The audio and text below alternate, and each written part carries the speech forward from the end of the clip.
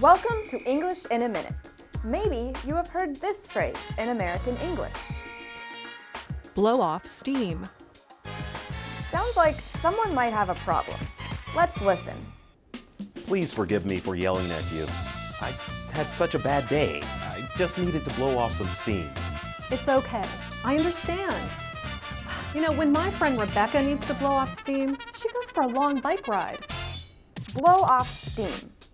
That's what people do when they need to get rid of negative or bad feelings. This phrase comes from steam engines. When pressure builds up inside, the engines must release steam. How do you blow off steam? Send us a comment at our Facebook page, VOA Learning English. You can also check out our website, learningenglish.voanews.com. And that's English in a Minute.